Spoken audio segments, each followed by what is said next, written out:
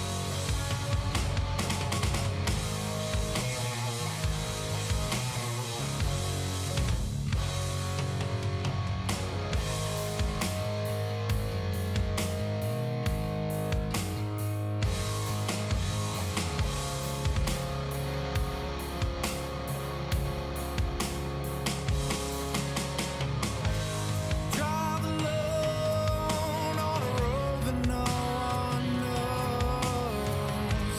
I used to run from the things that couldn't change. It's been a while since I let it bring me down. And lately I've been taking myself out. I'm letting go of who I used to be. Wave goodbye to all the memories. I nod my head and turn my back to the world. And just let this life take me in.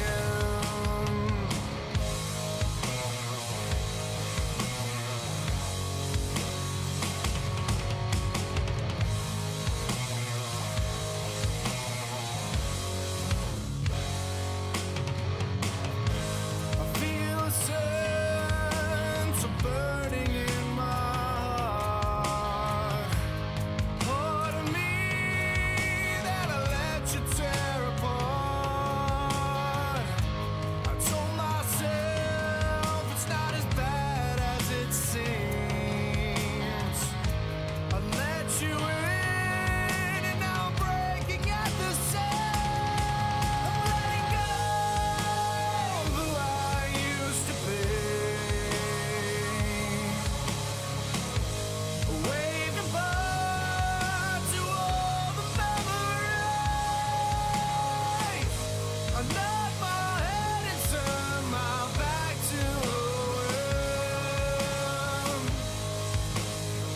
And just let this life take me in.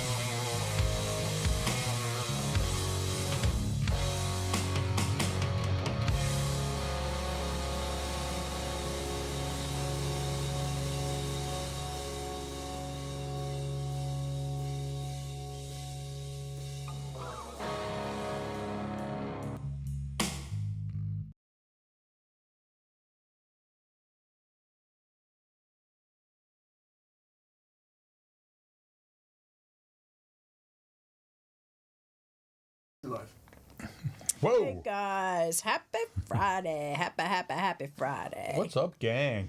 Glad to have you on board here. Yes, how's everybody doing out there? Hope everybody had a great week. We've had a great week this week.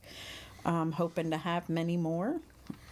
Thanksgiving's right around the corner. My Can't favorite holiday. wait. One of my favorite. Halloween is my first. Thanksgiving. Thanksgiving is More my food second. driven.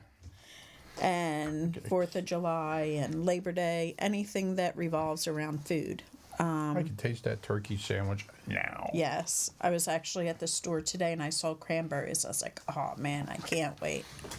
So, At the start of a yes. while, I get a gobbler. Hold me over. Hey John, hey Eric, hey Larry. Everybody's in the house tonight. Wow. John, I just want to put this out there.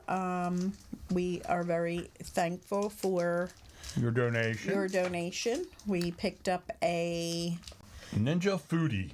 new Ninja Foodie Professional Pro. The top of the line, and they had it on sale. Yes, it was So on much so we sale. went and grabbed It's it. one of the new hot items that are blowing off the shelves. So we have that coming up on not this Saturday, but the following Saturday is the Harvest Moon Dance. Harvest Moon Dance. It's from 7 to 11. Tickets have gone fast. We still have a few more. We still have time to squeeze. Literally, this is like the last chance. Monday is the final count to go in. So, please, if you are interested in tickets, Get them while they're hot. get them because they're not going to be sold at the door. Yeah, we got to give a count to the caterer. Yes. They know how much grub to make. Yep, we don't want to come up short, that's for sure. But no, everybody, you know, if you're coming to the dance, let me know. If you don't have a ticket, but you have to let me know by this weekend. But we have quite a few baskets coming, so there'll be a nice raffle going on out. There's 50-50, there's a money tree, anything that will help Never had any luck us. with them money trees. They just never took off. No, Died in the yard. yeah. I wish I had a money tree in the yard. But yeah, come check it out. We always have a great time, and we always have a blast dancing and without drinking and drugging. It's pretty cool to see how many people, you know, get out there and, you know, join on the dance floor and sit and chat and mingle. It's just lovely to see so many people coming together. And a lot of these people come together. Eddie is in the house. Hey, Eddie. Yo. It's nice to see how many people can come together and that haven't seen each other in a while too. It's just, it's really cool. And it's really cool to see people that come out to the dance for the first time and they're like, oh my gosh, you come to the dance? And it's really cool to see people coming together that haven't seen each other in a while. I can't wait. I have a wedding at the same venue tomorrow to do. I just can't wait to do that flight of steps with my equipment 2 weeks in a row. Holy mackerel. Yeah, so it's going to be a good time. Always is. And it's, you know, this was all put together just to show people in early recovery that you can come out, you can have a great time and not have to worry about drinking and drugging and just, you know, hanging out with your peers and, you know, anything that we do make extra after everything's paid for goes to early recovery, and it's beautiful. It's just, they're so thankful and they're so grateful for what we provide. They're just small little things, but it's the little things that they kind of have to put on the back burner because they have so many other things that they need to pay for and, you know, pay back and, you know, get out of their legal situations. So the little things that they have to put aside until they are financially stable, we try to help them with. We're not paying for, recovery houses or treatments, because we don't make that much money. This is geared towards just getting people together out there and having a good time. That's what it's pretty much geared to. Anything extra is just extra and helpful to those that are, out there trying to, get back to life, get back to reality. So, and not be stressed over it. So I hope to see you out there and Get back to a normal life without ripping and running. yep, And absolutely. enjoying themselves again. Absolutely. And I'm just sharing this out. So that's why I'm not really paying attention to the screen, because I want to try and share this out to as many people, because I know we're coming up into a very difficult time for people that are in early recovery. With the holidays coming, mental health and relapse become very Yeah, it's a big time of the year for relapse for many, many reasons. Mm-hmm. I mean, just the pressures alone, the holidays and trying to swing them and afford them and this and that. yeah. So It's very trying for a lot of people. It's trying for all people, even people that aren't, plagued by addiction. I mean, the holidays are stressful for all of us. right, and especially right now with our economy the way it is, it really sucks. And what do? Do you buy Aunt Zelda, Aunt Zelda. a toaster, or do you How's she pay doing? the electric bill? I mean, this is, you just feel like you have to get gifts for people, and it's a time to remember that, you have to keep the lights on, you have to keep the heat on, and, you're just going to have to package an IOU. And there's no harm in talking to somebody and saying, what do you need? Let's not get them the mink coat. Let's get them, a month of electric paid. Like, look at the difference between, people out there, especially in early recovery. What is it that they need? Do they need 3 pairs of jeans? Or do they need something for, rent for that month, or just something that can help them in their early recovery? So keep that in mind. And I think it's just important to really stop and think about what a person really needs for the holidays, and not, buy some frivolous little gifts. So, you can say you got them something. So I have a special gift I got to buy for somebody out there. They knew who they are. I can get them some finger cuts so they don't burn their fingers when they're soldering like all the time. Little rubber finger cut. We won't mention any names on the program, but the person knows who they are. and a shout out to my man Eric. Things are Oh yes, really? drying. Oh my gosh, Big shout out to Eric. My wife fixed the dryer all by herself. I didn't lay a Yes. wrench on it. I did not fix it by myself. I had a professional Well, guiding me through. Talks you through it. I mean, they do that with people when the pilot dies on the aircraft. They talk them in. Mm-hmm. Talked her into a safe Yes. landing. Yes. Once again, we got dry clothes. I'm not going to work with damp trousers. Yep. And that's always a My plus. granddaughter's school uniforms aren't hanging all over the bathroom in the morning, trying to dry them out so she can get to school. It was a trying week. Yes, it wasn't a drawing week. It was a trying week. Worked out for the best. Yep. So kudos to Yep, shout out to Eric out there. my man who got me through another appliance conundrum. Great. The $5 part. I'm gonna bought another dryer. You know what I mean? They're like the big dryers. You just throw them out, the disposal, get another one. Yep. So it was nice. Thanks so much for all your help. You were awesome.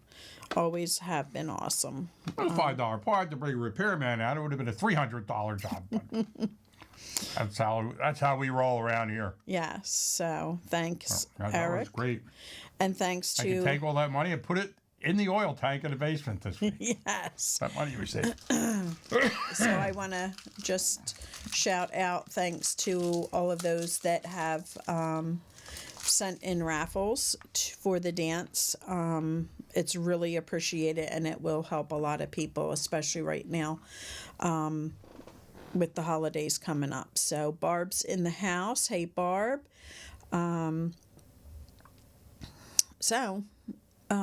Who's out there that is struggling right now? Let me know. Raise your hand.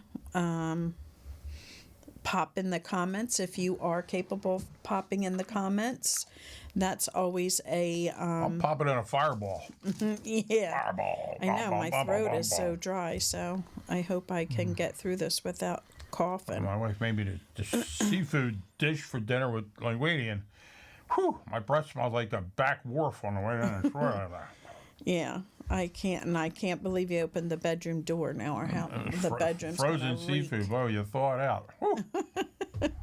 Oh, how Yes, stinks. we have oil heat, Eric, and unfortunately, it's a winter summer hookup, so we have oil all year round. So it heats our water and it heats our radiators. We got great heat though. Great heat. The heat is good. You turn that jet engine on down there, baby. The house is burning hot in 10 minutes. I try to make him understand we don't need a heater in Florida, but he doesn't listen. He doesn't understand. He doesn't understand the need of me and my body being in She just wants Florida. to kill me. Florida, I would be dead in a year. Not of any medical reasons. I just would have no will to live with that excessive heat. I would just, This is a my body man. would just, the hell it does. He stays in the air all the time, so except for working, there is that. But yeah, I could really be a snowbird in my life because this cold is ripping through me today. It's not even really cold out even yet. cold. It's I didn't even wear a coat today. the cold Sat next to me in the truck. gets me so bad. So, but I'll deal with it. Well, anyway, I was listening on the news the other day, and I would like to talk about the latest about marijuana. That miracle drug that cures all. Well, now there was speculation. Now they proved it out of doubt that using marijuana regularly may raise the risk of heart failure, stroke, and heart attacks, even after accounting for cardiovascular risk factors such as type 2 diabetes, high blood pressure, and obesity. Ooh, that word. According to 2 preliminary studies that are going to be presented at the next American Heart Association symposium or meeting. So, that wonder drug that cures all is doing a lot of harm to people out there. Now, I said before, I'm not against recreational marijuana use. Whatever people want to do, that's their business. But what bugs me is when they get people to use marijuana to get off other drugs, like opioids. I think it's a crock of crap.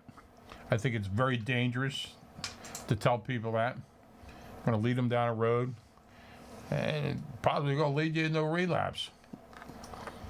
That's for opioids. Well, I don't know as much.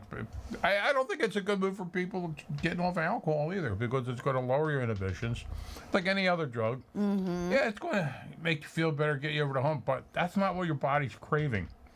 You know what I mean? The brain's like, yeah, that's good, that's cool, but that's not really what I want. And then once you tweak that brain like that, get that dopamine level going, it's going to lead you right down the path that you started on. It's going to lead you right back to the bottle. It's going to lead you right back to the opiates. So. And it does. We have to be careful of the steps that we take forward. Yeah. And I'm all for treating Parkinson's disease and things like that for people in hospice. I mean, chemotherapy, it keeps people from vomiting. So I'm all for that. I mean, I'm not anti-marijuana by no means, but I mean, it is I just think everybody hiding behind the medical moniker to push the marijuana agenda. I mean, everybody with their medical marijuana, cards. Oh, I get ingrown toenails. Oh, here's your medical marijuana card. It'll ease that pain. You get medical marijuana over anything. It's such a crock of shit. Really, it's so overprescribed that everybody thinks, oh, it's medical reason, and it's all natural. Well, guess what? So's opium. Opium's all natural too. It's a plant. Yes. Grows out there in the fields. Beautiful poppy flowers. They're beautiful plants. And back in our day, yes, it was more of a natural plant. But with all of the stuff today, it's no longer. They made pot is so strong now. The Yeah. THC levels are off the charts. Off the charts. And Causes psychotic episodes. the crystallization they're creating in marijuana.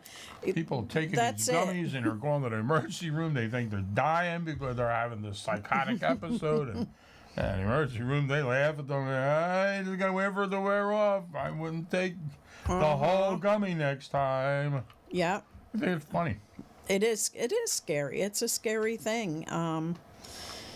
And I just hope it doesn't take you back. Like that's the thing that makes me nervous about it. Strong. It could definitely be a trigger. That is something that can take you back and cause that issue. So I hope you're using caution if that's the route you're going. But everybody with their self-diagnosis and their own treatment, they come up with, oh, well, I'm not drinking hard liquor anymore. I'm just drinking beer. Oh, okay. And I said, great. And there's a handful of people that are doing that do, step out and just, give up their drug of choice for alcohol. And hey, if it works for you, and microdosing with forms with mushrooms and stuff. Well, it's dangerous stuff. Yeah. And if it's working for you, LSD, that's awesome. And I hope it continues to work for you. A lot of people that quit any substance, any pill form of a substance, or needle form of a substance, they go and they're like, well, I'm not, addicted to alcohol. I'm just addicted to the pill or the shot. And excuse me,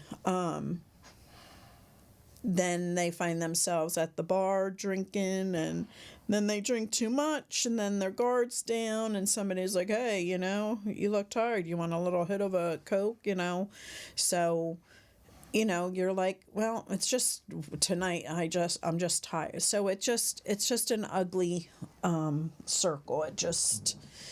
We just have to be careful of what we're doing and how much we're doing, and are we working a program, because that's the most important thing, to make sure that you are working a program, because the program is what is keeping people healthy and keeping them on track. I just, when we would have the patients come in at our family group, that's the one thing we would hear so much. I was here and I was doing great. I left and I was doing meetings. I got a sponsor. I got the phone list and I was doing so well with it. And then, I just felt confident, and then I stopped going, every day. And, I cut back to maybe 3 a week, and then 2 a week, then 1 a week. And, I got rid of my sponsor. I didn't need a sponsor anymore. I finished the steps. And and here I am back in treatment because I relapsed. We start getting complacent in our treatment there. Like, I'm good now. You kind of, you lose that passion for your recovery, and you just, you take it for granted, and boom, bada bing, bada boom, it catches up to you. And like Lori said, next thing you know, you're in a relapse. I mean, it's hard to come to grips with it, but it's a disease that it's never cured. Right. And some people argue on that. It's never cured. It's like diabetes. It's controlled. It's maintained. You maintain it through certain lifestyles and actions, and you can live a very long, fruitful life. Mm-hmm. But like our good friend Fred says, I always love Fred's analogy. I mean, when you're a cucumber, you become a pickle. You can never go back to being a cucumber. So you just have to learn to accept it and embrace your recovery and live a life of abstinence from your drug of choice, and actually from all mind expanding Mind altering substances that can lead you back down that road. I mean, and that's a big commitment. That's a hard. I hate to say pill to swallow. Whoa, bad analogy. But it's a hard thing to come to grips with, that you can never go back to doing what you used to do, even in moderation. I mean, that's a real reality check right there. I mean, like, it's like anything, like any terminal disease. Like you can never go back and eat any milk products ever the rest, or cheese or something. You know what I mean? Like, wow, the rest of my life, really?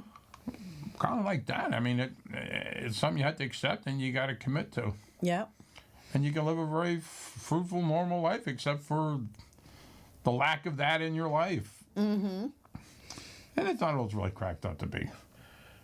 Once you get over it, you get some clean time and you start enjoying life again. You realize, wow, I never really needed that stuff. It's kind of weird. I'm having a great time now. I mean, I probably enjoy myself more. I'm not as miserable. I'm not as fly off the handle like I used to. I'm a lot more enjoyable around people. People enjoy me more because I'm not an asshole no more. You'd be surprised. People might not ever tell that. And I'm more bubbly now than I don't. You are. I'm very bubbly. I'm not in recovery. I could drink if I want. I just choose not to anymore. Eric says, I have already done enough. Yes, you have done enough. And you are so incredibly helpful to those that But you're still doing stuff. You're on the show here. You're talking. You're helping other people. So you're still doing stuff. And that's all, part of your recovery. I mean, you're helping others because you can. If you never got sober, you'd never be able to help anybody like you are now. Right.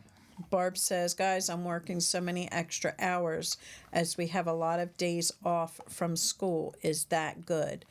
It is good, as long as you're keeping your program strong. If you're out there and putting in the hours and not working your program, you can find the stress of working those hours and not taking care of yourself and your recovery. But on the same token, you keep yourself occupied. You're not sitting around bored and dwelling on things. But you have to stay busy no matter what it is. I mean, right. But again, it's finding that fine line. When working all those hours starts stressing you out and you're getting too tired to go to meetings or talking to a sponsor or talking to your phone list or jumping into something like this. It doesn't have to be this show. It could be many that are out there. If you're getting bored, you can always come over with Lori and make soap. Yes. Yeah, my friend making soap now. Yes. John, how's your soap out there? Did it irritate your bum? He was not allowed to use it today. Did it irritate your bum? We understand he's got very delicate skin. He'll let me know if it helps. If not, we'll try them out on the olive oil soap. So that's only for Italians. Yes, I'm making soap, essential oil soaps, and oils. With all the molds and the oils and the stuff, it comes out to about $30 a bar to me. But hey, it keeps my wife happy. Yes. Happy wife, happy life. So my girlfriend and I have been working on rollers and diffuser necklaces and soaps. So, just trying to get that thing, going. I have so much craft stuff downstairs that I'm trying to just get through and get, some of it out of it. We will be making soap on the road. Please, she just Hobby Lobby every other weekend. Anything gets replaced or something else. Don't use the brown soap. The one with the corn in it. The corn. Stop. Now you're just getting over the top. Why? You went over the top. See, they do it to me. They do it on purpose to bring the bad side of me up. So, we're just playing around with it.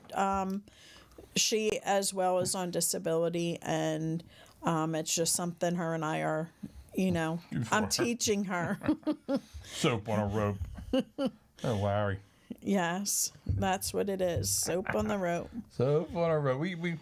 I'm taking the high road. Okay. Yes, too far, John. You're taking- correct. I don't Thank you. believe. Thank you. And then, when did he become a goody two shoes? St. John. Are you a Baptist?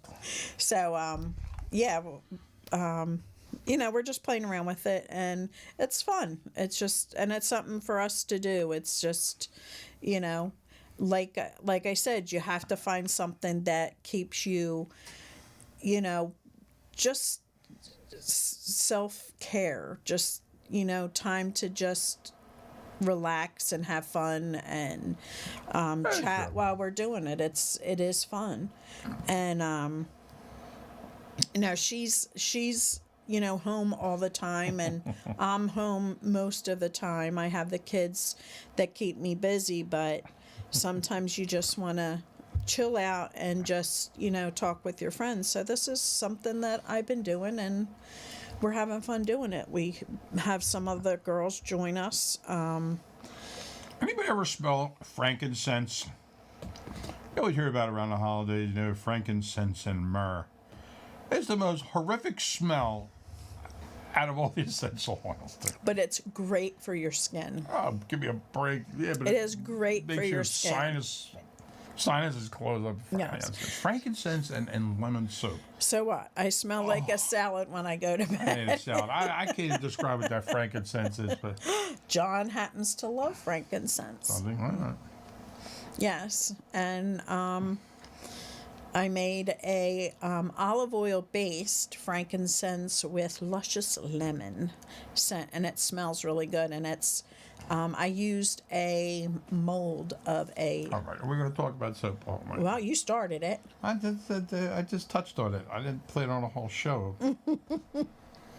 We're running out of topics. Nobody wants to give us a church scent. Church. Pretty much. But anyway, anybody starting to struggle because the holidays are coming up? I know I'm And if getting. you are, next week, this coming Wednesday at Livergren, in our old time slot for the it's was it 6:30? 6:30 to. Dana Cohen, a 8. trained therapist, she's doing a special night on staying sober for the holidays. Mm-hmm. I mean, a good talk about it, and different things you can do to fortify your willpower and such, and to avoid temptation. Mm-hmm. It's free of charge. It's in the what hall's that? That's the parks. It's in the Chapman building. In the Chapman. And it's the first building on your left. On your left. Barbara. Off Humeville Road, as you enter into the Livergren campus, the Ben Salem campus. And that would be an awesome night, maybe, Barb, for you and a family member to go together, maybe. Oh my gosh, that would be. That would be awesome, and they could get some insight, with a trained therapist there, and give them some Give them some. insight. I mean, just an idea. And that's Free of important. charge. I mean, it's. I know it was very helpful pressure. for us. She's very good at what she does. We're very friendly with her. She used to run our parent meeting for years until she went into private practice. Mm-hmm. She does her own thing, but now she comes back every other week to Livergren to take a time slot over. Mm-hmm. I don't know how to work the camera for that, but it's Sober for the Holidays. It's called Sober for the Holidays with Livergren Foundation, presented by Dana Cohen. That'd be a great song. Rich, come on, we're going to write that. I'm getting sober for the holidays. So it's on November 15th, Drinking 2:30 my at mocktail. 6:30 in the Chapman Community Center. That's a great song. Sober for the holidays. Look it up, see if anybody's got that song title. And it's called A Dynamic and Realistic Guide for Helping You Get Through the Stress of the Holidays. So you really should check that out if you are in the area, because especially if you are a family member just getting started on this journey, because this journey can be Tell me about the mold. No, it's not that kind of mold. Not the kind of mold that grows on wet basements. It's but that's the most the molds are mermaids and fairies. we got a million molds. There's a whole box of them I see in there. The big bar molds are like, my God, they're like, it's like the size of a whole Velveeta. You know what I mean? Yeah. I think Alice Special Cooper slicers. does sing that song. I'll look it up on iTunes right now. Sober for the holidays. I bet you somebody stole it from me. Yes, I gotta Alice get rid of these Cooper. chins. This is just terrible. But I don't know. Topics are running out. So we've been doing this for 2 years now, and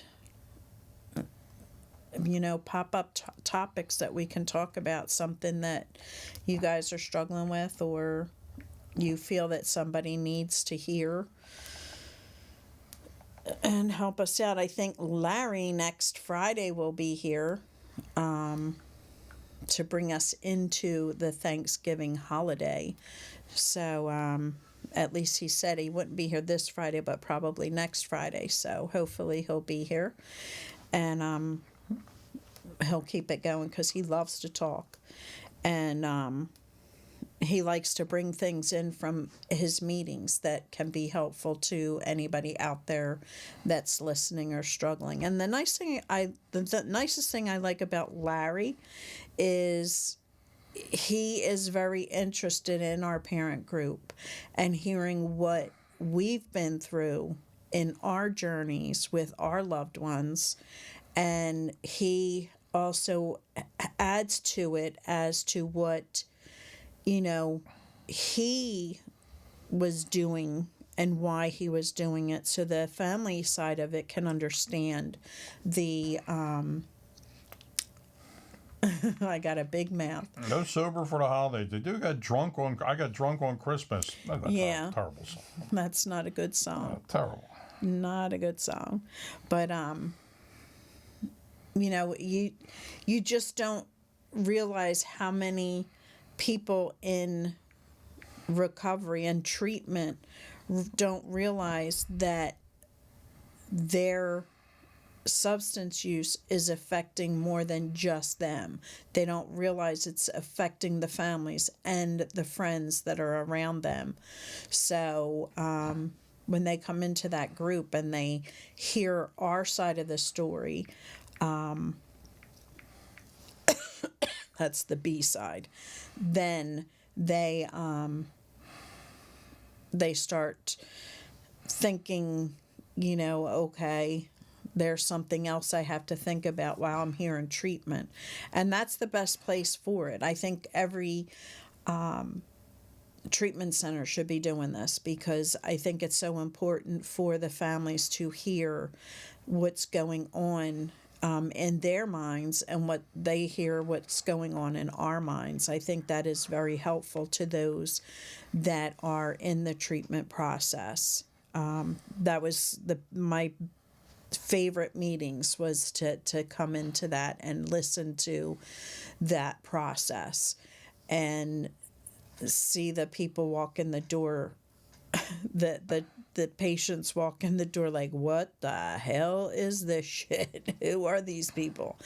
And it ends up to be such a great meeting. I'm sorry, I have a dry throat and it's tickling. I'm gonna spew and phlegm all over the studio. Yes. This is cold and flu season. Yeah, no, it's allergy Put on a season. mask. Yes. Mask up, lady. So, it's important that you hear both sides and you learn, what they're feeling and what they're doing. Because when it's your loved one and they're talking and they're trying to explain it to you, that's when it becomes difficult because you get so angry because you just want to say, just stop. Even though with the education, they can't. You just want to say, just stop. And then just everything shuts down and the communication ends. So nobody gets through. So that's why it's important that we get out there and we listen. That's why they have open meetings. Open meetings are so important for loved ones to check out just so that they know what their loved one's going through. And let me touch on something else there. We've been noticing a big influx of gamblers coming into our meeting, family members with other family members suffering from gambling addiction. It's becoming more and more common. It's unbelievable the amount of gambling addiction out there. I mean, I think a lot of it's all stemming from COVID, people being locked up at home, and hey, I go on my phone, my computer, or something, and boom, and it's just uncanny the similarities of the gambling addiction to a drug or alcohol addiction. It's got the same ramifications. It's just crazy. If you didn't know, you'd think it was all the same addiction. So, yeah, look out for your friends. We only got that friend that likes to gamble. We have a caller, but he's calling in on the wrong line. We all have that one friend that gambles a little too much, and maybe to the person that's calling in right now, try 267-737-8031. that's our online number. Yes. But yeah, but as I was saying though, I mean, we got to keep an eye on each other. So if you got that friend and you notice maybe their gambling's gotten a little out of hand lately, say, hey, how's everything going? I'm not sure really playing them numbers. Is everything okay? Yeah. It It gets to that point without them even realizing it, because you think, okay, somebody that's addicted to opiates or, whatever drug or alcohol they choose, first thing they lose are their friends. Second is their family. Third is their job. Their interests. And you're like, your basic interest. I mean, you'll notice them losing that. I mean, and guess what? Maybe they like to play music or something. All of a sudden, they're not playing any music. They haven't picked up that guitar or that drumsticks. But guess what? If they have a gambling addiction, they start losing the same thing, and still bringing everything deeper in debt. And people don't look at it the same as like a drug or alcohol addiction. Let me tell you, it's exactly the same. I mean, it's causing the same dopamine rush. I mean, it's a high. Right. It is a high, and like without that dopamine rush, they're feeling really run down, and of course, they don't always win. So then the depression really sets in because hey, I just blew my whole paycheck. I don't have money for my mortgage, for my car payment. But I got this couple of dollars. I could have taken that long shot. Maybe I'll win big and I'll get out of all this trouble. And it only sinks deeper and deeper and deeper. And the depression becomes more and more prevalent. Yes. And even if they weren't addicted to alcohol, that's when things start to get crazy because you're in an atmosphere now where there's alcohol and then there's drugs. So just as well, maybe they're getting the help with the gambling, but then the alcohol starts to become their addiction. And then the cocaine starts, and then it's just an ugly process. And them casinos, why do you think they pump you full of them comp drinks? They'll lower your inhibitions to make you a little more lubricated, spend more money. Oh, well, I'm going to be getting money from this, that, or the other thing, so, I can put more money in. So it's so crazy to hear them come in and you're like, wait a minute, they're not talking about drugs or alcohol, but it's the same like a exact drug and story. Addiction to hear them talking. It's uncanny. We had somebody come in a meeting last week again, and they actually brought it up that it's really weird how it's the similarities of the stories I'm hearing in here to our own situation at home. It's like, wow. And there's not many treatment centers for gambling. Not like for everything else, but they're getting there. But Yeah, they're starting, and Livingren is starting the gamblers addiction IOP treatment type thing and all. Yeah. And Gam-Anon is another great organization. They came in and talked at our meetings, and they're for the family of those suffering a gambling addiction. So remember that Gam-Anon, where like Gamblers Anonymous is for the gamblers themselves, whereas Gam-Anon is like Nar-Anon, or it's for families. Yeah. Just to put it out there. Because I would love to sit in on a like Overeaters Anonymous. That's a sore subject for me. I mean, you know I'm embarrassed. Well, I'm sure you'll go to the I went one time. I didn't know. When I was being nice, I brought a dozen donuts. They shunned me. It was terrible. I'm just trying to be nice. I never put a lot of thought into that. I was never invited back again. But I would like to sit in that and see the similarities of what we sit and talk about and what they sit and talk about, to see how similar that is. Because Smart Recovery also is open for anybody to come, whether it's a sex addiction, whether it's an eating addiction, whether it's a shopping addiction. Like, they don't discriminate against anybody coming in that has an addictive personality and is struggling with an addiction to whatever it is, because it all comes down to the brain and how the brain reacts and how the brain thinks. And it's just so similar all across the board. Deal with the reward, system of the brain, and it's weird. That's why I love the clinical end, of addiction. I that's what I found the most interesting, and what's helped me the most in understanding and coming to grips with our loved ones' addiction, because I have to have some kind of tangible evidence for things to make sense to me, and and Hey, working that Staves. end, it all made sense to me. I said, wow, it really is a disease, because 8 years ago, I full of crap. Ain't no disease. It's a choice. Right. I mean, just stop doing it. Right. And it's kind of weird when you're talking to somebody that is struggling or is in recovery, and they say, don't give me the brain thing, don't give me the disease thing. It's a choice. I chose to pick up. I chose to use. Yes, you may have, but you didn't choose to become addicted. The drug chose the addiction for you. So, we have to look at it that way.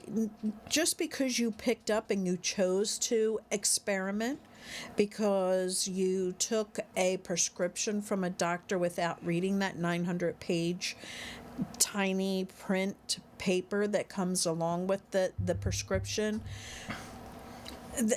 you may have... That's an encyclopedia that comes along with the prescription. Yeah, especially now. Holy It's not that smokes. whole wrapped up thing. Now you have to go home and print it out yourself. It's like ridiculous. The insurance companies, don't get me started. But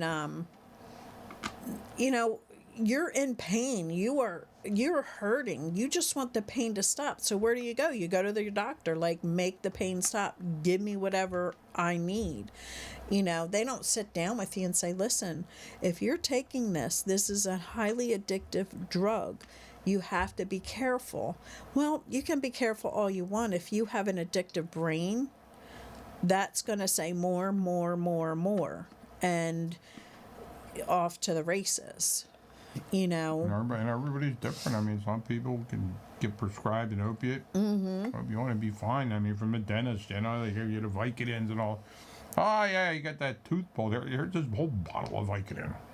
Yeah. I mean, thank People are God. fine. Some people are like, whoa. Yeah. All right, yeah. But thank God that's changing today because of, Big Pharma trying to destroy the country with that shit. But it's nice to see that they're finally coming forward and saying, okay. When you got that prescription plan and everything, you think, yeah, sure, give it to me. free, you know, or it cost me $1 in my copay. Mm-hmm. Yeah, you got that, and you take it. Oh man, I remember that's what had me out of wisdom tooth pulled. I had my tractor trailer parked across the street in the Kmart shopping center from the oral surgeon. I did that, the oral surgeon. That guy gives me this shot, man, and like the whole side of my body went numb. He pulls it out, and he gives me this prescription for these Vicodins. I don't take it. I drag myself back across the street, all numb. Finish the rest of the day, so I get home. So I take one of them things. Oh my God, I got deathly ill from it. Don't ask me why. I only took one. So I got this whole bottle of them. How many other people have them? What's it got? It goes back up into your medicine cabinet. You know, this whole collection of pills up there. You know, and that's dangerous. You know, and you got other relatives come over to the house. Everybody looks at people's medicine cabinets. You know, I like to fill mine with ping pong balls and hear them drop all over when people come over. You know, embarrass them, but. You know, the temptation is there, and I mean, especially our elderly, you know, our parents and stuff, and grandparents. I mean, they get all these pills pushed on. They put them in their cabinets, you know, and their grandchildren come over, and I have a grandchild with an experimental, you know, type of his life there, or have a drug problem, and they're like raiding the pills. I mean, taking all these pills is like, my God, we got so many pills in these cabinets. That's why these take-back days are so important. I mean, if you got one of them take-back days in your neighborhood, take the prescriptions. I mean, you got a loved one that's got a whole medicine cabinet. Oh, just take them all out there and go turn them in. Just be gone with them. Yeah. It's something to sit on in case one day you might need one. Like, I know we all used to hoard our antibiotics back then, you know. And you're supposed to take the whole prescription of antibiotics to get it out of you, but we take 2 or 3, we feel better now. You got the whole rest of the bottle. We'll save it in case, you know, the next cold or Yep. Oh my God, it's Sinus so dangerous. infection. Yeah, everybody gets these incurable diseases because they're antibiotic resistant because we don't take them as prescribed. Okay, our Stacy, and we have to realize that Stacy does talk to text. So, thinking she's saying mind, but the drug is stronger than your mind, your body. It gets overtaken like a virus. The drug makes it function better and healthier. She threw in Michigan there, but I think she meant mind, and it's just a thought. No, it's the fact. It's what happens. You know, it depends on the person. If you have an addictive brain, you're already, you know, there. You've already started that process. If you don't have an addictive brain, you can become dependent on that drug. You're not taking it to get high because it's not making you high, but you're taking it because it tricks your mind thinking that you're feeling better when you're really not. Your brain is just numb to the pain. Like, yeah, that's one thing people don't realize about opioids. I mean, it doesn't cure your underlying issues causing this pain. It just changes how your brain perceives pain. Mm-hmm. Your brain just doesn't recognize it as pain in the same way. You still have the same issues causing it. Mm-hmm. So it's not getting any better. So you're probably more likely to re-injure such things and all because you're not feeling the pain. Realize I shouldn't have bent my knee in that direction. right. Stuff like that. So then now the pain just gets worse, and now you got to take more opioids to deaden that pain, and the underlying issue's never gone away. I mean, opioids are very, very dangerous. I mean, they're very good when they're used as prescribed, but wow, they're really dangerous when you don't follow your regimen. I mean, they were overprescribed for years. Now they let the fire under all these doctors and stuff now, and the pharmacists are much more vigilant at following it. But I mean, for many, I mean, the damage is already done. I mean, I've talked about oxycodone before. I mean, it was originally derived for hospice patients, battlefield injuries, for right after surgery, for a couple of days, you get you through that hump till the body starts healing itself. They were never meant to be taken for 20, 25 years. Never. But we know how that went. Mm-hmm. But that, I mean, that's what we have to worry about. You know, what's my issue? Is it that I'm in pain, and you know it's gonna. She didn't mean to put that down. That was a swipe out. It was a swipe out. That is our swipe out. Stacy is That's a off swipe the out. text. You know, I do that in the truck sometime when it and I get some weird things come out. I go, oh, gee, they're gonna think I'm a total tool. I say some silly things to my dispatcher. I'm like, I didn't say that word. Yes. Usually Eric can decipher that for us. I can decipher it. I I just thought it was cute how she was saying that was a typo, but it said swipe out. swipe out. Oh no, that's her. Swipe out. She's a swipe out. It's just, you know, but that's it, you know. It can help you for a minute, but if you have that addictive brain, that minute will last forever if you allow it. So you know, it's important that you really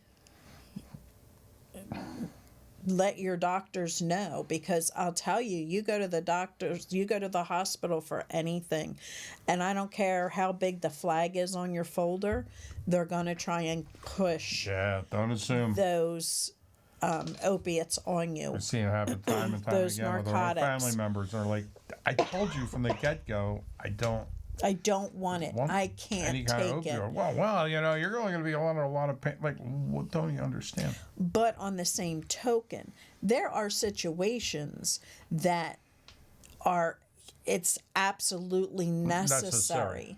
You have a serious surgical procedure. You are going to be in pain. You need something to get you over that edge, or you're not going to heal properly. And doctors can work around that, and they can prescribe Mm-hmm. certain things. And they can also prescribe non-narcotic pain medication. And they're controlling the dosage, Right, you know, not us. right. But, you know, like Lori said, sometimes it's unavoidable. So you may have to take, you know, an opioid-based pain relief for like a major surgery and all, and that's fine. They have ways around that, and the way they can control that without triggering you. I mean, it has to be done sometimes. And you do, like, We're just talking about the times when you really don't need it. I mean, you don't need opioids because you had a tooth pulled. no, You really don't. Take a couple Tylenol, right. and you're gonna feel fine in a day or two. And if you break a bone, yeah, it's painful. Trust me, I know. I've broken it, and it hurts like a biatch. And you know, you take Motrin, and it's, you know, it's not going to be like I'm not in pain anymore. Yeah, you're going to feel it, but you're not going to have a chance to test if you have an addictive brain. So You don't sound like an after school special, Stacy, but if you start frying an egg in a pan and telling me this is my brain, I'm going to have to call you on it. yeah. But that's, you know, you have to be careful of that. I see a lot of people that have had serious injury, and they're in recovery, and they like, no. And like, you have to understand, if you don't take this, you're not going to heal, because you're going to be in pain. So we're going to regulate and push you down. And if we see that you have a problem, they're going to take the steps that they need to keep you where you need to be in your recovery. That doesn't mean you relapsed. That just means they're providing you the medical help you need at that time. So, you know, people take that to heart, and, you know, there's some instances where you have to do that. You know, and they're giving you the bare minimum of it, you know, and they're monitoring everything. You know, it's medically supervised. It's a big Right. difference than And self-medicating. yes. So, you know, that's all you need to do. You need to look at all those factors. You have to listen. I know it's the doctors that are causing it, and There's also the experimental that's causing it. But when you're having major surgery, which this medication was produced for life, end of life, or major, like loss of limb or what have you, major issues. Major, catastrophic injuries and stuff. But That's what they're meant for. They're not meant for, okay, you broke your finger, it hurts really bad. Here's 30 days of narcotics. Thank God they're not doing that anymore. Thank God. That's not to say every doctor isn't doing that. If you're seeing a doctor that only takes cash and has their line wrapped around the building, probably don't red want to see flag. that doctor. I've Unless, seen that firsthand. yes, unless, you're not ready to get well, then, I seen that firsthand back in the 80s when Quaaludes were really big. And I had these guys next door to me apartment. They called them, they were PPs, professional patients. Mm-hmm. They would go around doctor shopping. And they could, X amount of doctors each month. They get prescriptions for these, and they would deal these Quaaludes. So I rode along one day. He was going down to the doctor visit, and we're going to go stop at this mobile phone place. I go for the ride. Oh my God! I come down the street down in Center City somewhere. I don't know, it was Market Street. There must have been 100 people in line to go in this doctor's office. I said, "Oh no, don't even stop here with me in this car. I mean, park around the corner. You walk around. There's no way I want any parts of being around this operation. I mean, this is sketchy to say the least." I mean, I didn't even feel comfortable sitting there. I was afraid of getting arrested for sitting in a car by the place. But yeah, professional patients, they used to call themselves. This doctor shop has been going on for years and years and years now, only until recently. Had they put the moratorium on prescribing opiates and all that. Now the pharmacies are all tied in together by computer. They could see, who's prescribed them to you and how long ago. And there's no more getting 3 doctors a month prescribing you your right, opiates. doctor shopping. But it's not even the fake opiates. It's any mind altering substance that hit your receptors and cause the adrenaline rush. The only problem with Dopamine. The only problem with the narcotics that are going in is your body builds up that resistance.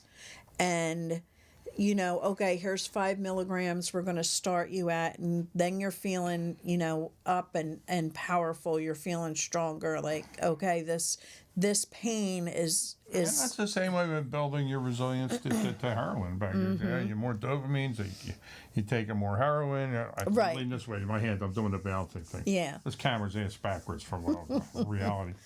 So you take more. So then all of a sudden you get arrested for 3-4 days a week, and now your dopamine levels drop way down, and you come out of jail and you just take half your regular dose, and boom, you're flat out, man. You're flatlining. They're reviving you with Narcan because your body's resistance dropped that quick. It's accustomed to that kind of dosage no more. It's weird how the body it equalizes itself, and it's frightening as well as it's interesting, but those are all things that got to be taken into account. Right. And everything tries to catch up with each other, and then they can't catch up anymore. Then you need so much that now you're taking 2 narcotics to try and catch up. But the reason you're telling the doctors that it's really helping, it's really doing what you want it to do, is because your brain doesn't care about the pain. It really doesn't. The pain is still there. You don't feel it like you were feeling it, but the pain is still there. You just don't care. Like Now literally. you're suffering another pain. The pain of withdrawal. So now, the party's over. Now you're doing your drug of choice, whether it be alcohol or a narcotic. Now you're just doing it to feel well. The truth, that's another thing people have a hard time coming to grips with. I mean, the normies. I mean, like I say, the party's over. When you're in your addiction, I mean, it's not, you're not partying anymore. Right. You're doing your drug of choice just to feel well. Like I say, even if it's alcohol, I mean, you get in your alcohol withdrawal, you got to drink more alcohol just to level out, just to feel right again. I mean, it's like, it's just this never-ending cycle. Right. It's just, And I'll tell you, I'll be the first one. When I was first diagnosed with my fibromyalgia, they had me on so much medication, and thank God I don't have the addictive brain. It just made me so sick that I didn't want to take it. So I started researching other avenues and switched off of the opiates and the narcotic drugs and switched over to all natural. frankincense. Did they help me? Yes, they helped me. They gave me the same amount of relief that an opiate did, but I could function in life. And the opiates, I can't function in life. I was a bowl full of Jell-O for 3 months. And that was not what I wanted to do with my life. I lost an entire summer due to them trying to figure out the best pain management where, I can't take it.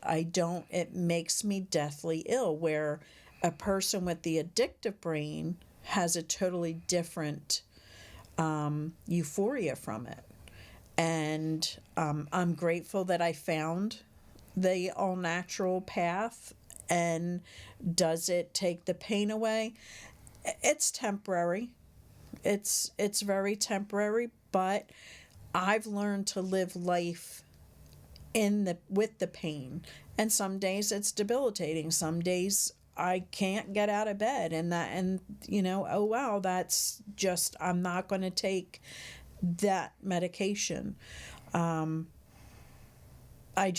don't like it, and it doesn't like me. So, I'm blessed that I wasn't born with the addictive brain. Not everybody is as lucky as I am. The people with the addictive brain gets that whole other euphoria that they just cannot get enough of it. And it just without any fault of their own, it becomes an issue for them. And it quickly spirals into a dependency. It's, especially opiates. I mean, they're so highly addictive, and, like heroin. But there's no heroin in the heroin anymore, so it's a whole different story now. But heroin in itself, in its day, in its heyday, is probably the most addictive drug out of all. I mean, they say that the first time you try heroin, you stand a 50% chance of developing an addiction to a dependency just from one try. And if you should try it a second time, that can climb up to 75%. We have a caller out there. We have a caller. Hello, caller. Hey, Hey, caller. hello. How you doing? Good. And how are you doing, caller? We have no show in California. You do. We have music. You have music in California. Yeah, No show. no show. Huh. What episode number is it? Everything's different in California. 135. Yeah. 135. You have to click on the one that says live. Look for the one that has the little red box that says live. She's looking. Well, I'll share the news with the whole damn world, I guess. Okay. I got my letter today from DMV telling me to go back Monday and get my picture taken. Awesome. Yay. Yes. Oh, That is tasty. great. That's I my just spent all my money. I spent $580 registering my van today. true.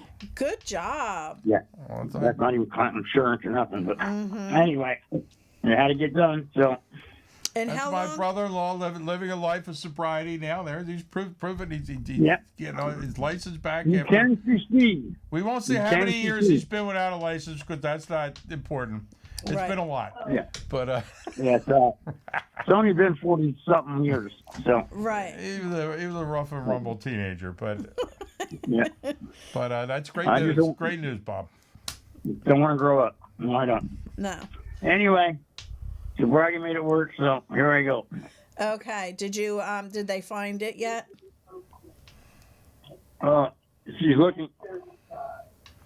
135. She's looking.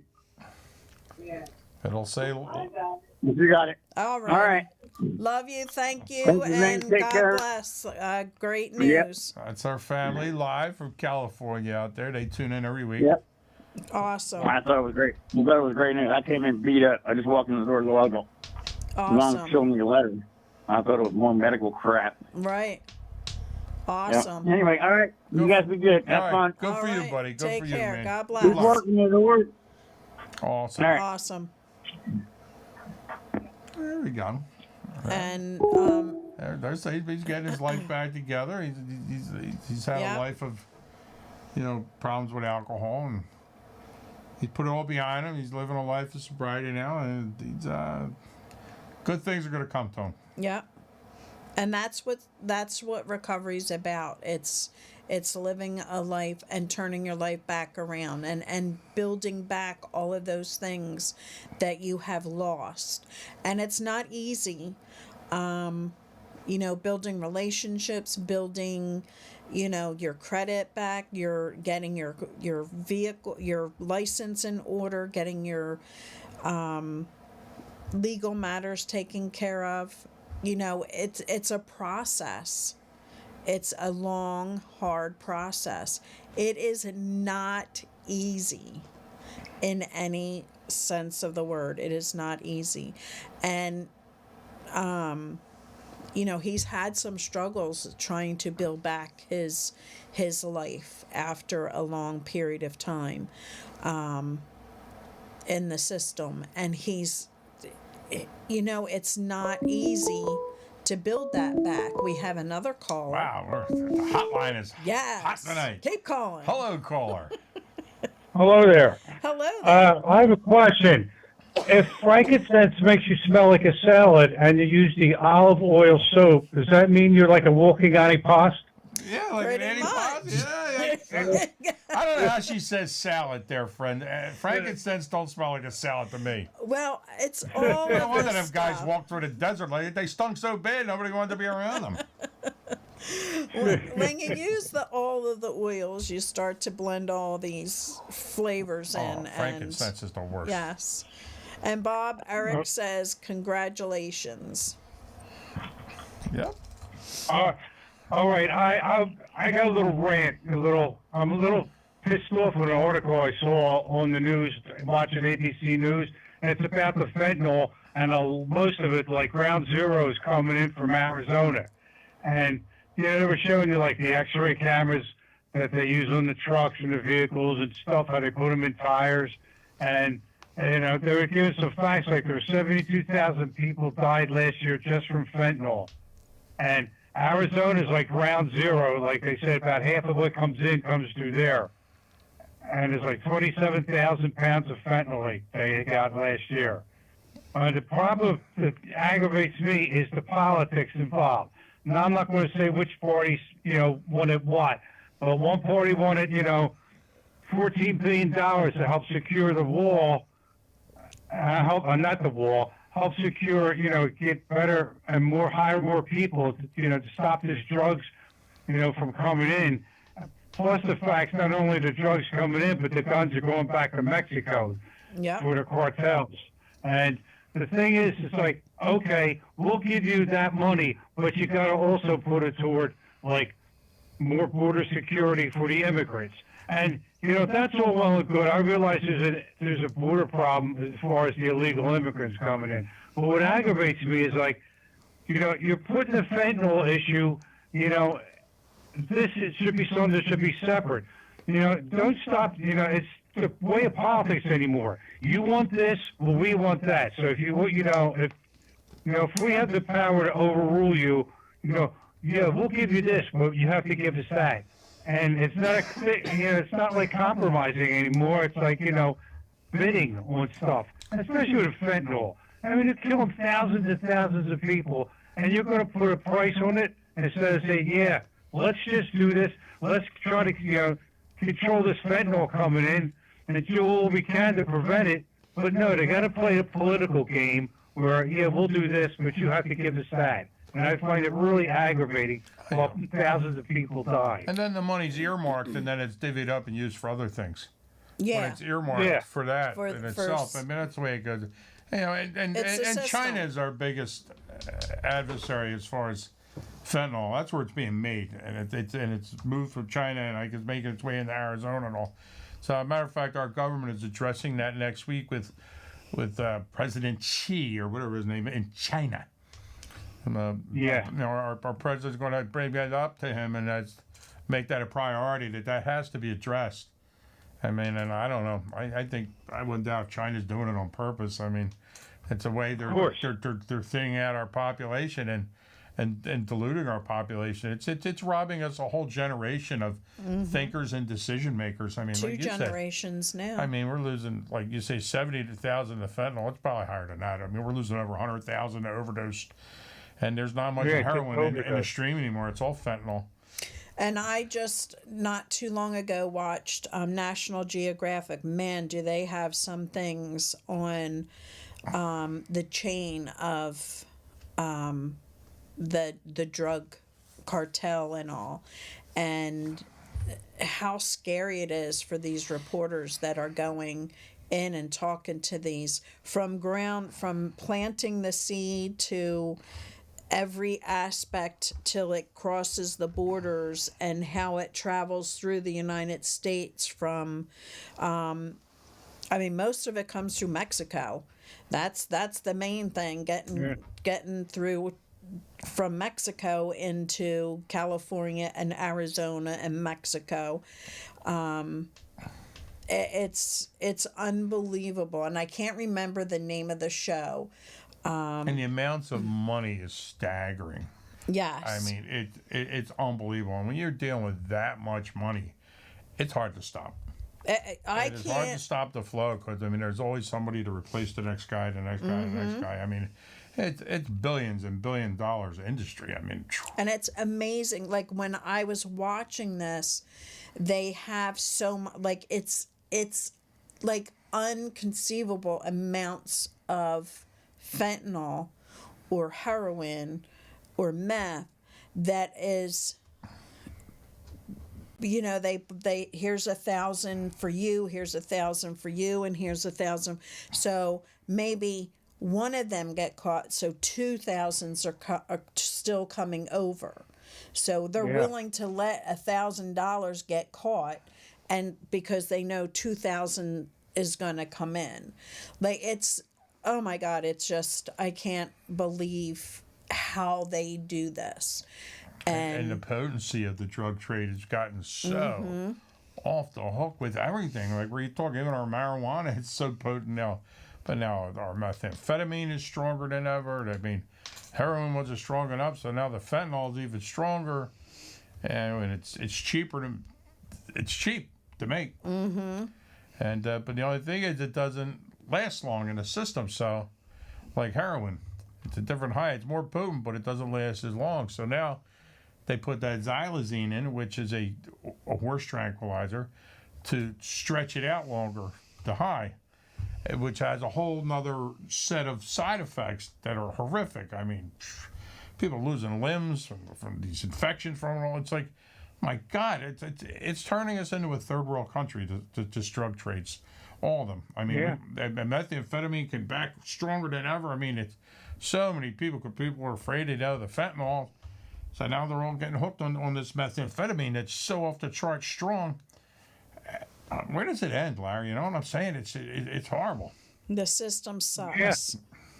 Well, just look at, like you say, China's, the big problem with Sure they the are. fentanyl. I think they're behind the whole damn thing. Don't Yeah, let them they don't admit to care. it, but they're going to take us, and they got the patience to wear us down until they take over this country. They're making it, taking the drugs. Not only the drugs, too, it's the social media, like TikTok and stuff like that. I mean, we're getting dumber every day. If the drugs don't do it, the social media will. Oh, the social media is definitely dumbing us down. That's for Well, you know why they hate us so much? It's because their music sucks. There, I said it. They all Yeah. sound like Yoko Ono. If I find Yeah, but if I Okay. find that show, it's insane. I'm trying to think. yeah, I of, probably saw it already. You know, I've watched a lot of that, like Smithsonian, Discovery, and stuff like that. And there's a couple shows, maybe it wasn't the same one, but it talks about the drug trade and how how sophisticated it is, and how it's like unbelievable, and the millions and millions and millions of dollars being made. And like you said, sure they'll lose $1 million, but $2 million will come in later. Right. It's just like in New England, it's just on that same thing, same article on the news. It's like they had a 300-pound bus up in Massachusetts, and they had fentanyl, they had heroin, and a couple other things too. And they had the fentanyl, like they have it now, like heart shaped, like almost Valentine's Day candy.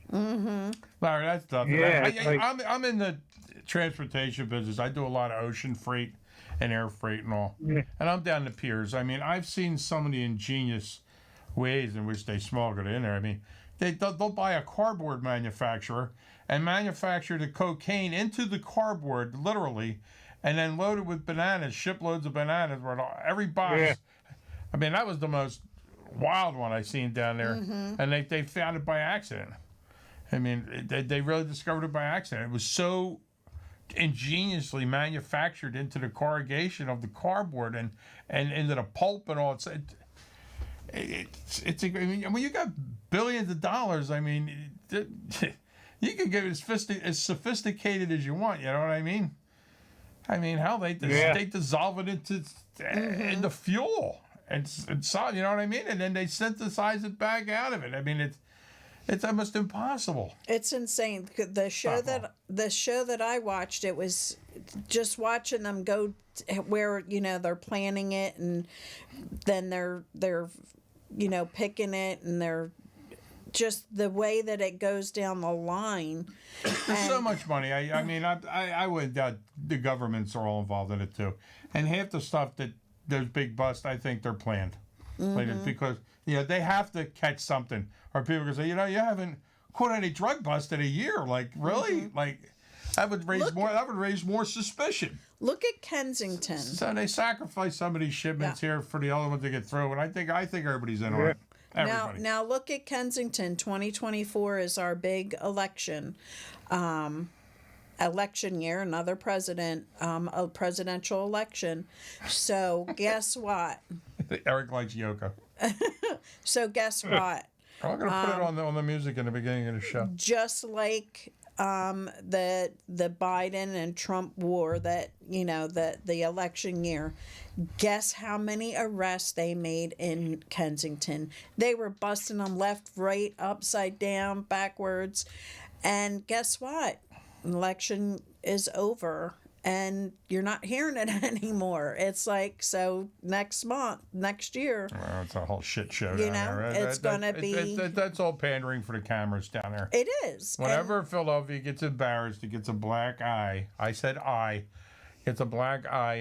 They have to. It forces their hand to move, and they got to do Yep. something to make national news. And it's like an they're doing election year something. coming up, and you're going to be seeing busts left and right. Guess what? They're the little guys. They ain't the big guys. And it's all, the system sucks. There's nothing we can do about it. It's all politics, and there's nothing we can do about it. We just, we have to hope and pray that it doesn't happen to. That's what you ever hear on television. The ones. busts are all low-level guys. I mean, you never hear the kingpins going down for it. They eat the big. Right.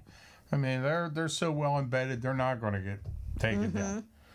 I mean, They need the education, because the government, and as much as they try or say they try, like you said, it's so much out there, and there's so many slick ways of doing it and getting talked into it, that the best thing is educate your children. I mean, my kids learn from alcoholism because I was the alcoholic. It's Right. not the best way to learn, but I'd rather have been a straight guy telling them about alcoholism instead of being the alcoholic and seeing it live. But Right. you And, know, I and guess education is how you get it. yeah, and I look at it like it's all a matter of, what they see, and I'm smarter than that. I look at like my family, it's, I can drink and I can be fine with it. I don't have to drink until I pass out, or I don't drink constantly. Every now and again I can go out and have a drink and not be affected by it, where my other family members can't. They can't, control it. What do you say? One's too many and 1,000's not enough. Like, Yeah. It's like it won't happen to me. And then it's the blame factor, like, well, I did it because that's what I saw growing up, and I don't do it because that's what I saw growing up. It's just it just who picks up and who doesn't, who is smarter than them. It just, addiction's addiction. But yeah, that's why getting back to the whole money thing with the drug trade. I mean, some of these third world countries, the drug trade exceeds their gross national product. They more than anything they produce in the whole country. Yeah. So Yeah.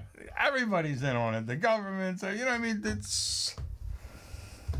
How do you stop it? We don't know. Like you said, can't. education is our only hope. Like you said, educating our youth, our young, and just hope to God that we can somehow make an impression on them. Because that's different. Because I'm telling you, it has taken this country by storm. It is. It really is. It's like, And you know what? And it's been put on the back burner, for so long now. It used to be so up front. And I'll tell you, it's so weird because I've been going through a lot of the pages that I follow on Facebook in other states. And I've been seeing a lot because of this xylazine. I've been seeing everything being mentioned like, well, Kensington has got really bad, amounts of people with open wounds and everything from this new drug, the alligator or whatever, crocodile or something. And it's like, no, it's the xylazine. And like the xylazine, I mean, don't you see some horse farm that's getting a gazillion doses of it delivered, like more than any horse? Hello, isn't there a red flag over? Like, why do we need all this xylazine? Do we have all these poor freaking horses that are suffering all of a sudden? Yeah. Like, give me a break. Yeah. It's such a joke. It is. The system sucks. It's always going to suck And until... it's forever evolving. They're always evolving a new drug. I mean, they changed one molecule and they changed the whole thing. Now it's not an illicit substance. It's not a schedule, whatever substance now. They changed one molecule and the whole makeup of it. It's such a game. It is. It's like, give me a break. It's a drug. How do you think they got so rich? Just stop worrying about protecting the criminal element or there. Just start busting balls. Exactly. And we got to save this country, man. I mean, we're worried about this, that, everything. That's probably our biggest threat, if not one of the biggest, is this whole drug epidemic. I mean, it's taking more people than terrorists are taking here. I mean, but yeah, you're all worried about this terrorist, that, or we're losing 100,000 people a year to overdose. That's more than we lost in every war since Vietnam. Probably the Korean War. From the Korean War through Vietnam to yesterday. And that's overdose. And all in between. And we lose more people 1 year than all them wars combined. Yes. And with the exception of like World War I, World War II. Right. I mean, and that's overdose. That's not how many people have died due to as a drug result of use, years of drug use. So, And alcohol use. Like they say, alcohol still takes more lives probably a year than drugs, but it takes longer to kill you. It's a longer process of alcohol where it takes its toll on your whole body and all your organs and you die as a result of it. But it's never listed as death because of alcohol abuse. It's a heart disease, right, or liver failure. You know what I mean? they don't really say what it is. No. But you start saying that, then the damn the alcohol companies will be freaking out. Just like we all know cigarettes kill people, but you still got cigarettes. $10 a pack. People are still buying them. And we Right. know they kill people, but they're Right. still legal. And you So know there's how too much many- money to be made. And how many people are dying that haven't smoked for 25 years? Yeah, the damage but- is done. Yeah, I stopped yeah. smoking 20 years ago, but I just came down with OPD. I was COPD. You know, and I'm on this breathing machine, and I'm dead. Right. And the people don't look at those statistics. Yeah, You but- know, but- it's, But it's all legal, so it must be okay. yeah, yeah. We have 5 minutes left. Are you going to be here next Friday, Larry? He said he'll let us Yeah, know. I'm 99% sure. Yeah, I'll show my pretty face. All right, Yeah. I'll make an I'll do antipasta. the pre-dance show. Okay. Oh, I'm going to mix up some antipasta oil. The pre-dance Yeah. show. And Yes. put a little dab behind each ear. Yep. Yeah, I'll wear my tats. Frankincense and garlic. Yes. Well, garlic. Well, that's for werewolves. Or no, I mean for vampires. Vampires. Yep. Yeah. All right, I'm going to get out of here. Larry, All thank right. you so People much. have a good night. Okay. You Keep too. it up. All right, Thank you. buddy. Thank you. Take care, Larry. Bye-bye. Bye. There you Always go. great to hear Great from friend Larry. of the show. Yes. And Eric likes Yoko Ono. Okay, smartass. We're going to get you a little mixtape. My favorite female singer. Oh, we're going to I'm send going to him. call you at night and play my mixtape of Yoko Ono songs. What time you go to bed? We have 5 minutes left, 4 minutes left, guys. If there's anything you need to get off your chest, like Larry, please. Hopefully, our light-hearted show tonight was entertaining for everyone. We Yes. got a lot of information out. You know, we're trying to mix it up. We're having a hard time keeping it real. I got to be honest with you. I think the show's getting a little redundant and mundane, and we wanted to keep it entertaining. It's hard to get guests like we did. We run our course with our guests. We don't want to abuse them anymore. People got lives, believe it or not. See, it don't bother me and Lori. We don't have a personal life, so Right. this is exciting for us. Yes. So we're trying. We're gonna try and keep it entertaining. If I wasn't doing this, I'd be watching monster trucks on television with my grandson. So He's lying. He'd be on his phone, watching monster trucks as well. midget porn. Midget porn. Let me tell you, I have been watching Midget porn? now monster truck 4x4 for an entire week now, 24/7. And My it's grandson like, could watch that till the cows come home. And- You know, he can watch the same episode. And wow, wow. Like, and if I push that button to change it to something else, then it's water, which Element is the new Disney thing out there. So I'm watching. I trucks. thought he wanted a drink. I'm watching. That's right, that new show where the guy's watering the girl's fire. It's. You I'm all just, did great. I think you enjoyed it tonight. Yeah, see, it was that Yoko And- Ono thing is the yeah. only reason he said that. And here I go that I'm actually watching Christmas shows just to watch something different. Oh my God! Home Alone was on when I left for work this morning. I'm like, really? I didn't even eat a turkey yet. Yes, and well, our newest joy is watching. We have 2 foxes in our yard right now, and one next to me. oh yeah, so we've been watching them frolic in the backyard. They've been pouncing around I and think they may be either living out under the studio or in or this little wooded area in New in York. our wooded area. Yeah, so Beautiful red fox. Yeah, when you get the ring, boy, seen on a these- ring camera, you'd be surprised if it goes on right around your own home. I'm like, holy crap! They've been here from 11 to 4 o'clock the other Between day. that beautiful foxes and that transient guy with the droopy eye that I seen him one morning off on the front camera. I was looking at our pumpkins over there. But, you'd be amazed what goes on. Them ring cameras, I recommend them to everybody. Yes. There's a whole world around you you're not aware I of. do love my Christmas shows. I love my Christmas shows at Christmas when I'm wrapping gifts, not before Thanksgiving. Thank you very much. I'm going to put that burning log video on. Yeah.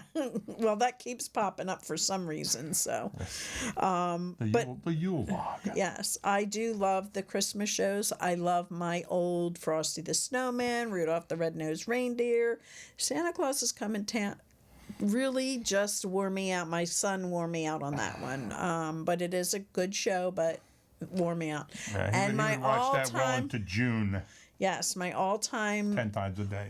old show is White Christmas. I love that show. And our family favorite is 8 Crazy Nights and Christmas Vacation. There are like traditional Christmas shows. Yeah, that's our seasonal passage. We gotta Yes. see those two, at least those two. Yes, definitely. It's on Christmas 8 Crazy Day. Nights, in respect for our Jewish friends. So it is 10:30. We have the dance coming up on the 18th. If you don't have your ticket and you're in the area and you want to go, it's $40 a person. Please hit me up. I have a couple tickets left on my end. I know a couple other people have tickets as well.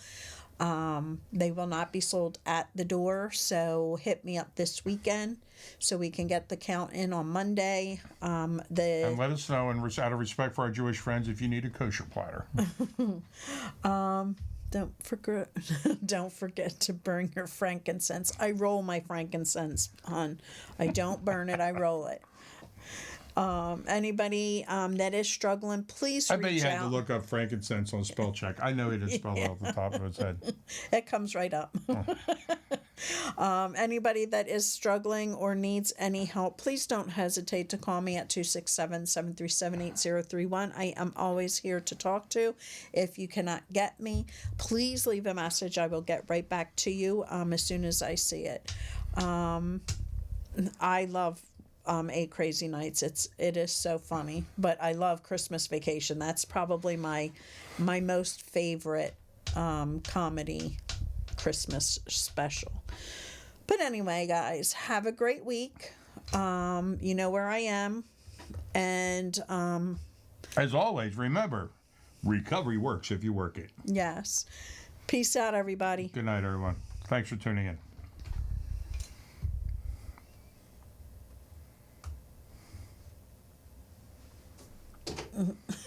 Richard fell asleep over there. Our engineer was asleep.